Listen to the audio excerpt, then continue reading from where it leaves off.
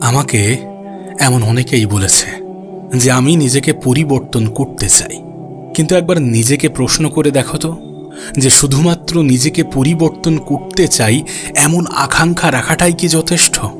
না, এটা ঠিক যে মনে একটা ইচ্ছা থাকাটা জরুরি, কিন্তু ইচ্ছা থাকার সঙ্গে সঙ্গে পদক্ষেপ নেওয়াটাও তো জরুরি।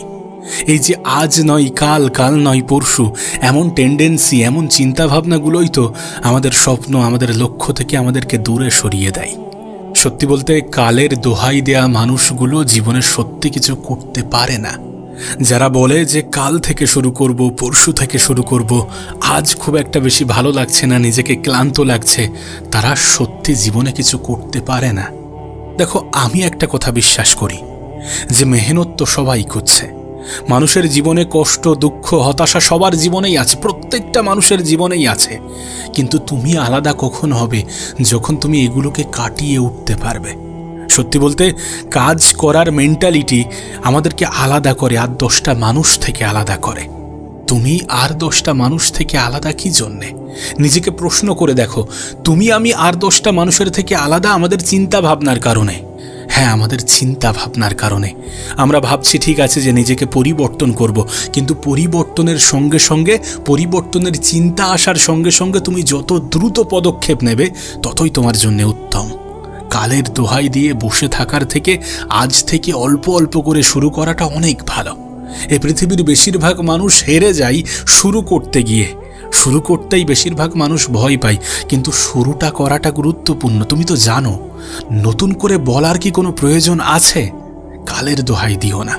যদি সত্যি নিজেকে পরিবর্তন করতে চাও, যদি সত্যি নিজের মধ্যে পরিবর্তন আনতে চাও, যদি সত্যি নিজের জীবনকে সুন্দর করতে চাও, তাহলে আজ কেন নয়, কাল কেন?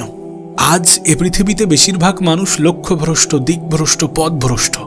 প্রত্যেকটা মানুষই এটাই ভেবে বসে আছে যে কাল থেকে শুরু করব। তুমি যদি আলাদা হতে চাও তাহলে তোমাকে আজ থেকেই শুরু করতে হবে, এখন থেকেই শুরু করতে হবে। নিজের চিন্তাভাবনার মধ্যে পরিবর্তন আনতে হবে যদি আর 10টা মানুষ থেকে নিজেকে আলাদা করতে চাই। তো দেখো, স্বপ্নবিহীন মানুষ হয় না, কিন্তু স্বপ্ন দেখাটাই যে যথেষ্ট বিষয়টা কিন্তু এমন নয়। স্বপ্ন আমরা প্রত্যেকেই দেখি যে আমার একটা বাড়ি থাকবে, আমার একটা গাড়ি থাকবে, আমি খুব দ্রুত বড় লোক হব, আমি খুব দ্রুত সফল হব, আমি এটা করব, আমি লাইফে ডাক্তার হব, ইঞ্জিনিয়ার হব, নিজের জীবনকে পরিবর্তন করব, নিজের পরিবারের মুখে হাসি ফোটাবো। এই চিন্তাভাবনা থাকাটা জরুরি, কিন্তু চিন্তাভাবনা থাকার সঙ্গে সঙ্গে নিজের পদক্ষেপ নেওয়াটা আরও বেশি জরুরি। নিজেকে পরিবর্তন করতে চাও তো তুমি? প্রত্যেকেই কিন্তু চাই, কিন্তু মানুষ পিছিয়ে যায় নিজের পদক্ষেপ না নিয়ে। মানুষ পিছিয়ে পড়ে কাল থেকে শুরু করব এটা ভেবে। কালের দোহাই দেয়া বন্ধ করতে হবে, কারণ কাল কখনো আসে না। আমরা যে কাল কাল করি না, সেটা আস্তে আস্তে আজ হয়ে যায়। তুমি নিজেই দেখো, আগামীকাল, যে আগামীকালকে নিয়ে তুমি চিন্তা করো, সেই আগামীকাল আস্তে আস্তে সেটা আজ হয়ে যায়। আর সত্যি বলতে মানুষ কিন্তু তার অতীতেও বসবাস করে না, তার ভবিষ্যতেও বসবাস করে না। হ্যাঁ, আমরা বসবাস করি আমাদের বর্তমানে।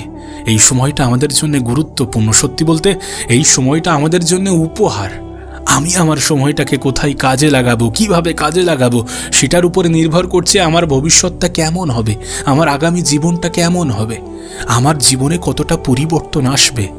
পরিবর্তন করতে হবে, পরিবর্তন আনতে হবে, পরিবর্তন হতে হবে, এমন চিন্তাভাবনা রাখছ, খুবই ভালো, কিন্তু পদক্ষেপও তো নিতে হবে। কাল নয়, আজ থেকেই তো শুরু করতে হবে, এখন থেকেই তো শুরু করতে হবে। যেটা কাল হতে পারে সেটা আজও হতে পারে। কালের দোহাই দেয়া বন্ধ করো, সময়কে গুরুত্ব দিতে শুরু করো। এ পৃথিবীর কোনো দেশ, কোনো জাতি, কোনো সংবিধান, কোনো ধর্মগ্রন্থ বলে না সময়ের অপচয় করো। তাহলে কেন করবে? তোমার পরিবারের মানুষ, তোমার গার্জিয়ান, তোমার বাবা মা, তোমার আত্মীয় স্বজন কেউই বলে না যে সময়ের অপচয় করো। তাহলে কেন করবে? সময় তোমার জন্য সব থেকে বড় সম্পদ। তুমি জীবনে যা যা অর্জন করতে চাও সেগুলো অর্জন হবে সময়ের সঠিক ব্যবহারের মাধ্যমে, সময়কে সঠিক জায়গায় সঠিকভাবে কাজে লাগানোর মাধ্যমে।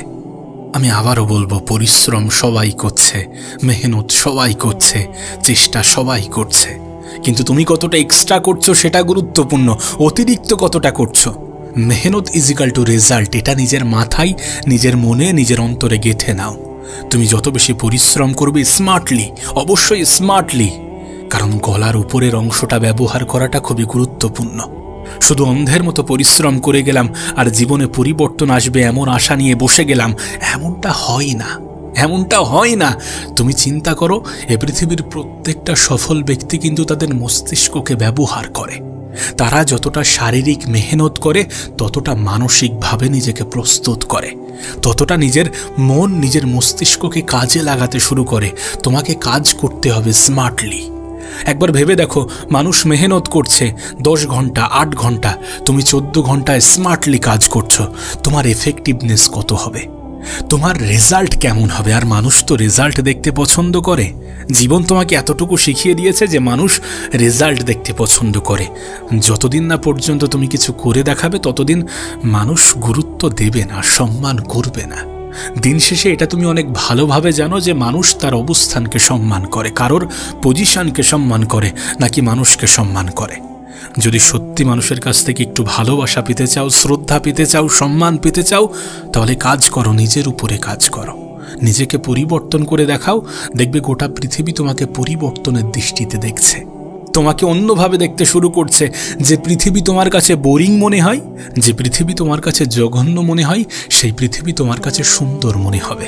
কারণ মানুষ তোমাকে সম্মান করবে, শ্রদ্ধা করবে, তোমাকে গুরুত্ব দেবে। গুরুত্ব তখনই দেবে যখন তুমি নিজেকে পরিবর্তন করবে।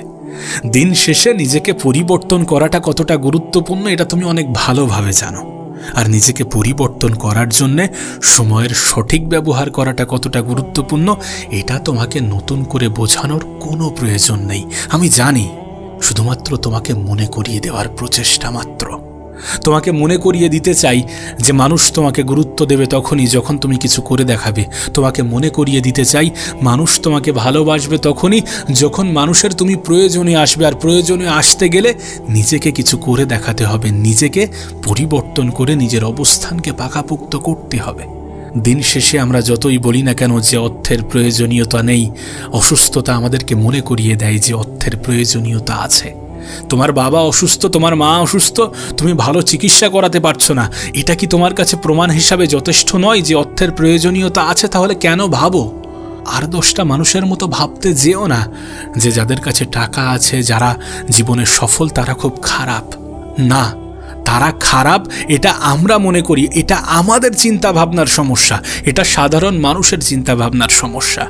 তোমাকে অনেক অপমান সহ্য করতে হবে, অনেক কিছু সহ্য করতে হবে, অনেকে অনেক কিছু বলবে, পিছনে সমালোচনা করবে, খুব কম মানুষই তোমাকে সাপোর্ট করবে। এত কিছুকে সহ্য করতে হবে। শুরুতে কেউই সাপোর্ট করে না, শুধু তোমার ক্ষেত্রে নয় তো। এমনটা যে শুধু তোমার ক্ষেত্রে হচ্ছে বা হবে বিষয়টা এমন নয়, প্রত্যেকটা মানুষের ক্ষেত্রে প্রযোজ্য। তোমাকে কেউ শুরুতে সাপোর্ট করবে না, কেউ ভালোবাসবে না, কেউ সম্মান করবে না, কেউ শ্রদ্ধা করবে না, কেউ গুরুত্ব দেবে না, কেউ গুরুত্বপূর্ণ মনে করবেই না, যতদিন না পর্যন্ত রেজাল্ট আসছে। আর রেজাল্ট আসতে গেলে সময়ের গুরুত্ব দিতে হবে। সময়ের গুরুত্ব দিতে গেলে নিজেকে প্রথমে পরিবর্তন করতে হবে। আর নিজেকে পরিবর্তন করতে গেলে পরিবর্তনের চিন্তা নিজের মাথায় আনতে হবে। আর নিজের মাথায় যখন পরিবর্তনের চিন্তা আসবে তখন সঙ্গে সঙ্গে স্টেপ নিতে শুরু করবে। কারণ হেলাই হারানো মানুষগুলো হেলাই হারিয়ে যায়। যে না আজ নয় কাল, কালের দোহাই দেয়া মানুষগুলো জীবনে সব থেকে বেশি ক্ষতিগ্রস্ত হয়। দেখো, দিন শেষে কাজ আমাদেরকে করতেই হবে। পৃথিবীতে এসেছি ঘুমাবো, সময়ের অপচয় করব, রিলস স্ক্রলিং করব, এটার জন্য নয়। এটা তো আমাদের ক্ষতির সব থেকে বড় কারণ। আজকের যুব সমাজ সম্পূর্ণরূপে ডিস্ট্র্যাক্টেড। আমরা মনে করি না যে প্রতিযোগিতা প্রচুর, এটা মনে হয় কারণ হয়তোবা জনসংখ্যা বেশি, কিন্তু এই জনসংখ্যার বেশিরভাগ মানুষ স্রোতে ভাসছে বলতে নিজের সময়ের অপচয় করাই যেন প্রতিযোগিতায় নেমেছে।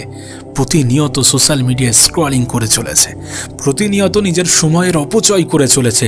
সোশ্যাল মিডিয়াতে যে কতক্ষণ সময় কাটাচ্ছে তার কোনো কুল কিনারা নেই। ফেসবুক থেকে ইউটিউব থেকে ইনস্টা, না জানি কোথায় কিভাবে কতটা সময়ের অপচয় করে যাচ্ছে। এই স্রোত থেকে তুমি যদি নিজেকে আলাদা করতে চাও তাহলে তোমার কাছে কম্পিটিশন মনে হবে না। কারণ মানুষ আজ দিকভ্রষ্ট, লক্ষ্যভ্রষ্ট, পথভ্রষ্ট, উদ্দেশ্যভ্রষ্ট। কারোর জীবনের কোনো উদ্দেশ্য নেই। মেহনত তো সবাই করছে, কিন্তু 2 ঘন্টা মেহনতকে মেহনত বলা চলে না, 3 ঘন্টা মেহনতকে মেহনত বলা চলে না। তুমি তখনই আলাদা হবে যখন তুমি অতিরিক্ত কিছু করবে, এক্সট্রা কিছু করবে। তাই বলছি যে মেহনত আমাদেরকে করতেই হবে। প্রতিযোগিতার এই পৃথিবীতে টিকে থাকতে গেলে নিজেকে প্রতিনিয়ত ইমপ্রুভ করতে হবে। তোমার মোবাইল ফোনটাকে দেখো না, প্রতি 2-3 মাস অন্তর সে নিজেকে আপডেট করতে চায়। সে তোমাকে মেসেজ দেয়, তোমাকে বার্তা দেয় যে update your phone, update your device, update your software. নিজেকে আপডেট করার সময় এসেছে, কেন করবে না? কেন করবে না? এখনো সময়কে অপচয় করে যাবে, এখনো সময়কে হেলাই হারাবে। এটাই তোমার জন্য উপযুক্ত সময়। কালের দোহাই দিয়ে হাত গুটিয়ে বসে থাকার যে বাজে অভ্যাস, এটা আমাদেরকে ছাড়তে হবে। যদি আমরা সত্যি জীবনে কিছু করতে চাই, যদি সত্যি নিজের মধ্যে পরিবর্তন আনতে চাই, তাহলে ছাড়তে হবে। আর বারবার আমি একটা কথাই বলি যে পরিবর্তন আমাদেরকে হতেই হবে। প্রত্যেকটা মানুষকেই পরিবর্তন হতে হয়। কেউ নিজে থেকে হয় আর কাউকে সময় পরিবর্তন করে দেয়। হ্যাঁ, নিজে থেকে পরিবর্তন হলে তো তোমার জীবনটা সুন্দর হয়ে যাবে। অনেক কিছু তোমার মনের মতো হবে, তোমার ইচ্ছা অনুযায়ী হবে, তোমার চাহিদা অনুযায়ী হবে। কিন্তু হ্যাঁ, যদি সময় তোমাকে পরিবর্তন করে দেয়, তাহলে তোমার জীবনটাকে অনেক বেশি কঠিন বানিয়ে দেবে। কারণ পিছনে দেয়াল ঠেকে যাবে। একটা সময় আসবে, সত্যি বলছি, তুমি পরিবর্তন হতে বাধ্য হবে, কিন্তু তোমার পিছনে দেয়াল ঠেকে যাবে। তখন আফসোস করে কোনো লাভ হবে না। যদি সত্যি সময় থাকতে সময়ের সঠিক ব্যবহার আমরা না করি, তাহলে আফসোস আমাদেরকে করতেই হবে। প্রত্যেকটা মানুষ তার জীবনের একটা নির্দিষ্ট পর্যায়ে গিয়ে আফসোস করে যে কাশ যদি আমি আমার জীবনটাকে পরিবর্তন করতাম, কাশ যদি আমি আমার মধ্যে পরিবর্তন আনতে পারতাম, কাশ যদি আমি আমার সময়কে, আমি আমার ইয়াং বয়সটাকে কাজে লাগাতে পারতাম। তোমার কাছে তোমার জীবনের সব থেকে সুবর্ণ অধ্যায় হচ্ছে তুমি যখন যুবক, তুমি যখন যুবতী, তুমি যখন তোমার বয়সের সব থেকে প্রোডাক্টিভ, সব থেকে বেশি ইম্পর্টেন্ট সময় কাটাও। সেটা তুমি জানো তোমার বয়সের কোন অধ্যায়টা। হতে পারে তুমি তোমার সেই অধ্যায়ে আছো। এই সময়টাকে তুমি যদি কাজে লাগাতে পারো, আগামী 2 থেকে 3 বছর যদি তুমি নিজেকে দিতে পারো, তোমার আগামী জীবনটা সুন্দর হতে বাধ্য। আমি তোমাকে লিখে দিতে পারি, তোমার আগামী জীবনটা সুন্দর হতে বাধ্য। সত্যি বলতে দিন শেষে তোমার এটা রিয়েলাইজ হবে যে মানুষের মেহনত কখনোই ধোঁকা দেয় না। আর সত্যি বলছি, মানুষের মেহনত কখনো ধোঁকা দেয় না। তুমি যখন পরিশ্রম করবে, তখন তোমার মধ্যে কিছু জিনিস সঞ্চয় হবে, যেটাকে আমরা বলি এক্সপেরিয়েন্স, যেটা তোমাকে অভিজ্ঞ করে তুলবে, এক্সপার্ট করে তুলবে। কোনো একটা জিনিসের, কোনো একটা বিষয়ের উপরে তুমি যখন অভিজ্ঞ হয়ে উঠবে, আর 10টা মানুষের থেকে তুমি আলাদা হয়ে যাবে। সত্যি বলছি, 10টা বিষয়ে অ্যাভারেজ হওয়ার থেকে একটা বিষয়ে এক্সপার্ট, একটা বিষয়ে পারদর্শী হওয়াটা খুবই গুরুত্বপূর্ণ। তুমি তো তখনই সকলের থেকে আলাদা যখন তুমি সকলের থেকে আলাদাভাবে মেহনত করো। তুমি তো তখনই সকলের থেকে আলাদা যখন তুমি হেরে যাওয়ার পরেও দ্বিতীয়বার শুরু করো, নিজেকে বলো যে আর একবার চেষ্টা তো করা যেতেই পারে। আর সত্যি আর একবার চেষ্টা তো করা যেতেই পারে। সফলতার জন্য বিফলতা আসে, আর বিফলতা সফলতার সব থেকে বড় কারণ হয়ে থাকে, এটা তো স্পষ্ট। প্রত্যেকটা সফল ব্যক্তির ইতিহাস ঘেঁটে দেখো, তুমি বিফলতার গন্ধ পাবে। কারণ শুরুটা হয় বিফলতা দিয়ে। প্রত্যেকটা সফলতা আমাদেরকে বোঝায়, আমাদেরকে বলে এটা করা যাবে না, এটা করা উচিত নয়, এই লাইনটা থেকে নিজেকে দূরে সরাতে হবে। প্রত্যেকটা বিফলতা সফলতার পিছনে সব থেকে বড় ভূমিকা রাখে। সো যখন বিফলতা আসবে, তখন ভয় পেও না, ভয় পেও না। কারণ বিফলতা সফলতার একটা সিঁড়ি। সফল হওয়ার জন্য বিফল হওয়াটা জরুরি, কারণ বিফলতা আমাদেরকে শেখায় কোনটা করা উচিত নয়। তুমি এই পৃথিবীর যত সফল ব্যক্তিকে দেখবে, একটা জিনিস কমন পাবে, বিফলতা। হ্যাঁ, বিফলতা। এখনো পর্যন্ত তুমি যদি পৃথিবীর সব থেকে বড় বড় কোম্পানিগুলোকে দেখো, তাহলে তারা 10টা প্রজেক্টের মধ্যে 8টা প্রজেক্টে ফেল করে। কোনো রেজাল্ট আসে না। রেজাল্ট আসলে সেটা মনের মতো হয় না। তার মানে কি তারা হাত গুটিয়ে বসে থাকবে? না, তারা সব থেকে বেশি খরচা করে R&Dতে, রিসার্চ অ্যান্ড ডেভেলপমেন্ট।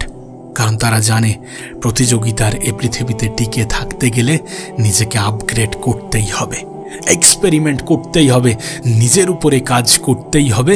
পরিবর্তনের প্রয়োজনীয়তা তো আছে। আবারও বলছি, পরিবর্তন আমাদেরকে হতেই হবে। যদি নিজে থেকে হই, তাহলে সেটা আমাদের জন্য অনেক ভালো, অনেক বেশি উপকারের, অনেক বেশি ফায়দার।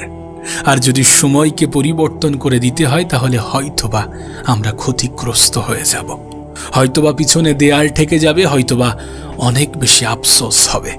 সময় থাকতে সময়ের গুরুত্ব দাও। মনে রেখো, সময় তোমার জীবনের সব থেকে বড় সম্পদ। হ্যাঁ, সময় তোমার জীবনের সব থেকে বড় সম্পদ। শুধুমাত্র সম্পদ বললেও হয়তোবা ভুল বলা হবে, বরং এটাকে এমনও বলা যেতে পারে সৃষ্টিকর্তার দেওয়া সব থেকে বড় উপহার। সময়ের গুরুত্ব দাও। যদি সময়কে কাজে লাগাও, যদি সময়কে গুরুত্ব দাও, তাহলে সময়ই তোমাকে পুরস্কৃত করবে।